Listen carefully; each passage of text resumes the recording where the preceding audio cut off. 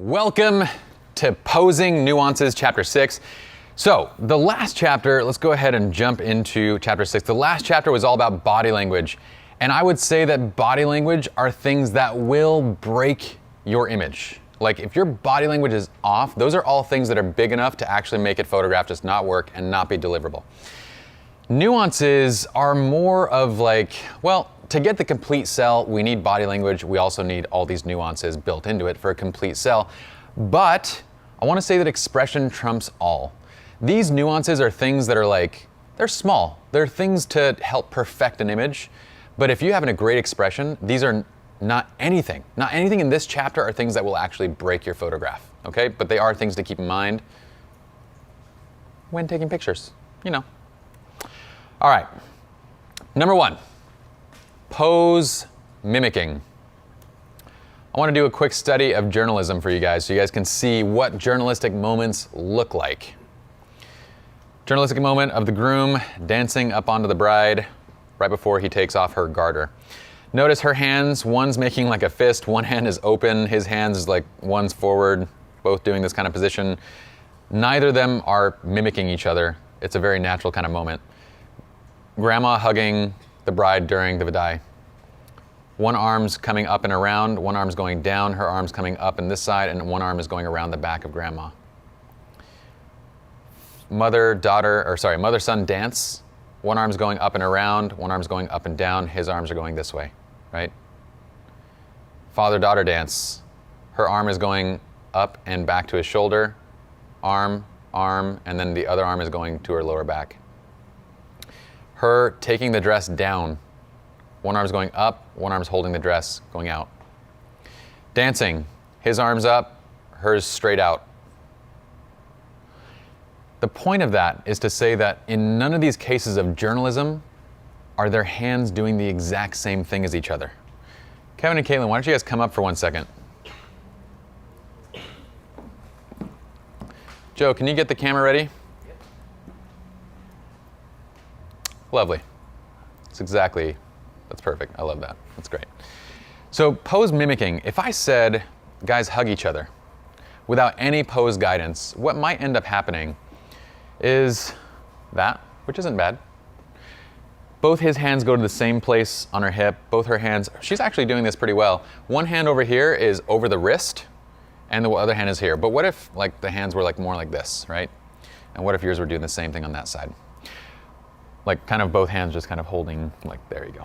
Okay, this starts to feel a little more forced, but what a lot of couples will do is actually completely mimic each other. So what if you held him the same way he was holding you? Okay, now, guys, look into the camera, lean the heads together, and we have the most awkward traditional portrait made.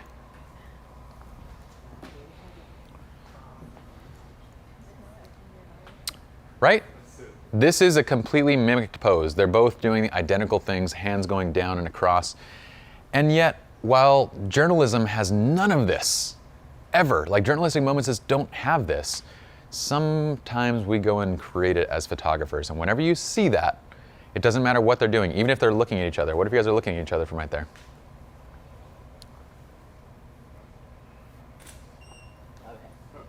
Okay.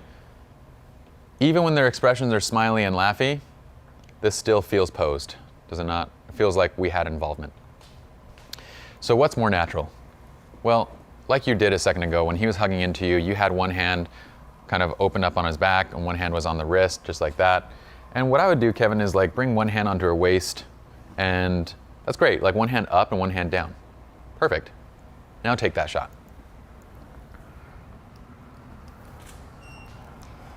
Okay, and stay right where you guys are. Right away, you'll notice that the image becomes a lot more natural. Just right from, all we did was just make sure that they both weren't doing the exact same thing, that's it. By the way, shooting you in the shadow, throwing me off. Let me flip you around. Do the exact same thing without being in the shadow.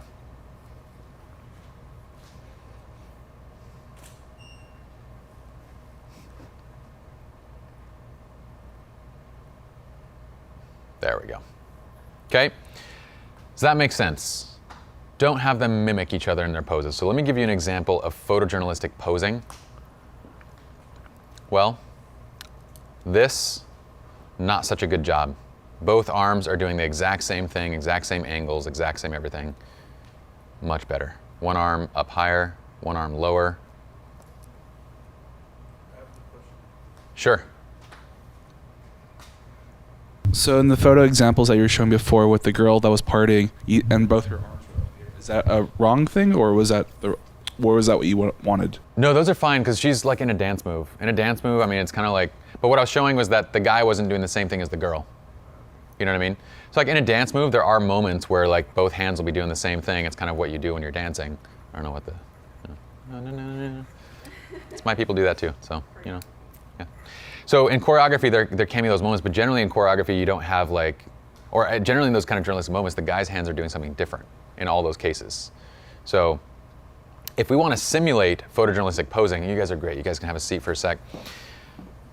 We have her sitting up, going arm around him, one hand going up into the chin, him holding onto the glasses, and one hand on the knee. He is making a closed fist here. We want that hand generally open it up a little bit. Her, she's hugging onto his arm. His arm is down on this side. They're holding hands right here. His arm is hanging on this side. Looks fine. Okay, they're leaning into each other and sitting. Look at the pose, okay? His hand is rested on the knee's up and one knee out. Hers is into him and one knee away. Okay, everything is doing something a little bit different, right?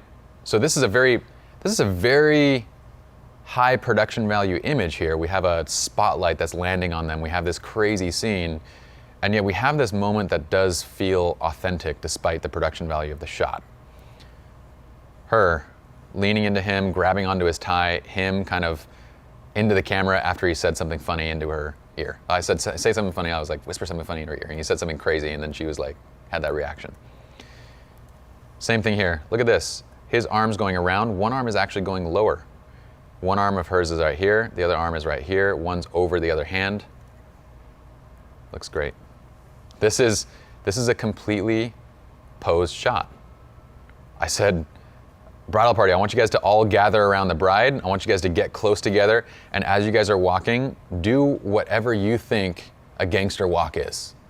And they just start doing like this goofy little walk and like start walking. She starts laughing. She lifts up her dress as she's walking. And it was completely staged, yet everyone's doing something different and it feels very natural. Same thing here, completely set up, but each person is doing something different. Some are going arms around each other. Some have their arms relaxed. Some have their arms in their pockets. Some of the girls are holding bouquets up. Some of the bouquets are down. The bride is pumping her bouquet up and he's rocking out a little rock sign right there. This is the laughing version of that other shot. Everyone's doing something a little bit different. They're all posed a little bit different. Again, going back to if you're trying to create that look of a traditional portrait, that whimsical 1950s look, we have them mimic each other, right? That's what that look is. If we want a traditional portrait, we have them mimic each other. His hand in the pocket, hers relaxed, them making the same expression, same everything, looking right into the camera. This is, by the way, a very important shot to get on a wedding day. Not to say it isn't. You need a traditional portrait of the bride and groom. Whether it's this style or this style is going to depend on the couple, but you need it. But when we want to create journalistic moments and do that, we need to make sure that each of these things are different, right? The posing is different. We're not mimicking each other. Does that make sense on that? Any questions on pose mimicking? Okay, let's go ahead and move on to eye-to-eye contact.